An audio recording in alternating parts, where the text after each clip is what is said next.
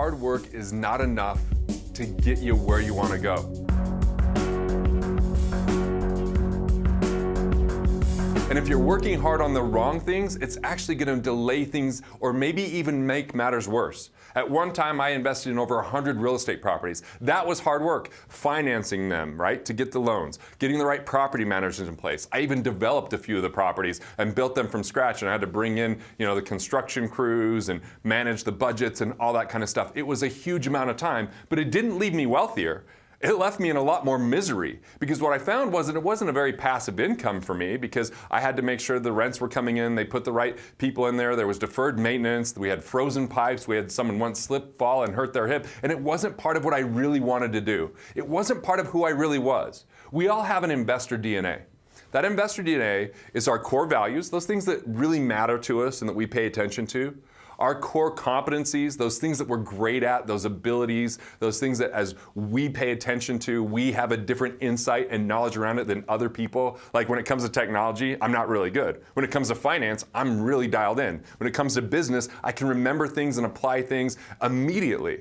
But then we can go into other areas like art. I'm not quite as good at that. So what is it for you that are your competencies? And then you take your core drivers, those things that you want to be learning about, the things that you get excited about, that you start getting passion for, that maybe you start screaming at the top of your lungs when it comes up, or it's the part you go to at a party to talk about. When we start to look at those three factors of our values, our competencies, and really those drivers, now it's about focus instead of diversifying.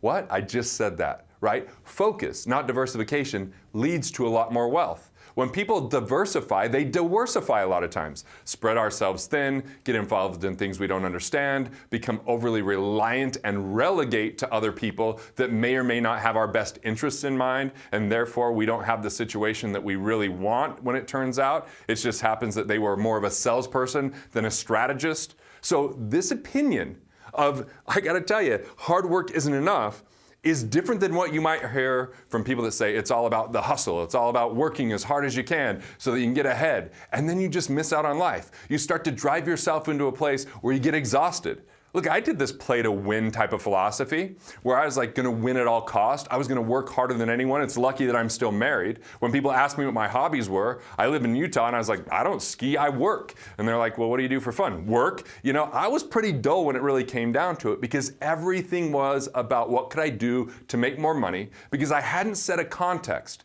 The context is the rarest commodity in the world. The thing that most people don't have, not clearly stated, not in a compelling way, is a vision. The vision that we have is the container in which we live. It's a thing that inspires us to move forward. And it's a vision when we don't know how to accomplish it on our own. If we know how to take care of it tomorrow, that's a goal, that's an objective. A vision has a little bit more of a miraculous benefit to it because it has other people that can get involved, bring their abilities. But when it comes to investing, we don't have to just invest in anything that might get a rate of return. Just making money is only part of the equation. It's making money in a way that we can manage our risks, invest in things that we know and understand, know when we can go to the sidelines, because rookie investors, they just always stay invested. They wait for 30 years and they get disappointed that it didn't turn out how it was supposed to be. Professionals sit in cash. Professionals invest in themselves. Professionals only invest in things that make sense to them, and they don't prematurely diversify, because usually when we add the word premature to something, it's not a good thing, right? So premature baby, we would rather see that fully kind of develop before it's born, right? That tends to be a healthier situation. So don't prematurely diversify into things you don't understand. Don't just go work hard in something before you've gotten clear about who you are, what you're capable of, what you want to have happen in this world, and what's aligned with who you are. When I was doing that, I was making less money. I worked 7 days a week. And then someone came up to me. Her name's Bab Smith. She's the wife of Dan Sullivan. They have a company called Strategic Coach. And she challenged me to take days off. And this was like an addiction that I had to get over. I went snowmobiling because there was no phone service. And I had to have the two people I went with, Rick and Gerald, keep me from getting on my phone or wanting to head down and check on everything because I was addicted to work. I was just going to hustle my way to success. And then by taking some days off, I actually went mountain biking, which is a great thing to do here in Utah. Then I started to develop other hobbies, whether it was archery or fishing or stand-up comedy, and it brought another dimension and fulfillment to my life that added. It didn't take away from what wealth, that actually enhance quality of life. I show up a happier, more productive person so that when I am working, it's about doing the right things and doing the right hard work. So let me really break this down into 3 simple parts for you. If you're just working without a clear vision that's so compelling to you that it lives in your heart rather than just on a wall, and you're not clear about what you're doing, then it's time to take some time to think. We're no longer in the time of brawn, where the strongest person wins. We're in the time of brains. And if you can think clearly, in a way like for me, that I want to see 1 million people liberated where they have financial independence, where they change their family's financial future, and they can live wealthy, and they can enjoy quality of life along the way, that compels me. That is exciting to me. I still don't know how to completely achieve it, but it's part of the reason I'm here filming this for you today. So number 1, what is your vision? So what is it that for you would absolutely love to do? And you can find resources at wealthfactory.com/solution to help you get really clear about what I call your soul purpose, which is a key ingredient to establishing that vision. The second thing that you could do is you could start to get more clear about how you can invest in yourself, whether it's a daily ritual and routine, whether it's going to events and learning from great mentors, or whether it's simply figuring out a skill set.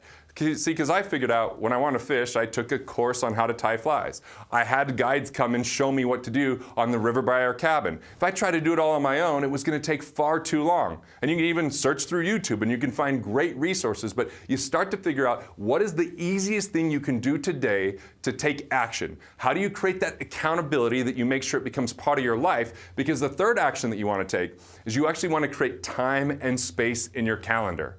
If you put something on a task list, it can be easily ignored, or that task list can become so insurmountable that there's just not enough time in the day. So if you find something that's part of your vision, that's compelling to you, that you really want to do, you add it to your calendar with the beginning and end time. Monday from 9:15 to 9:45, I'm doing X, Y, and Z. You've created space. It actually exists in time and space rather than on that task list. And then at the end of every day, I want you to go back and look at your calendar and say, what did I do today that helped me with my vision? And what took me away from my vision or wasn't helpful? And the next day, just make an incremental improvement. How could I spend 5 more minutes or 10 more minutes doing the things that are most important that are going to help me to get past just working hard and hustling, which starts to become about delegation, which starts to become about the thinking and the vision, and it starts to become about enrolling others in what you're doing. Hard work isn't enough. Hustle isn't just going to get you there. It can get you burnout, and you might play to win, but at what cost? You gotta create a game worth winning that's compelling and that's exciting to you. So look, you can check out my other video on how you think is actually costing you money, because that relates to this hustle factor. And once you get beyond that and understand that there's underlying forces of scarcity at play, once you recognize it, you can make a different choice today.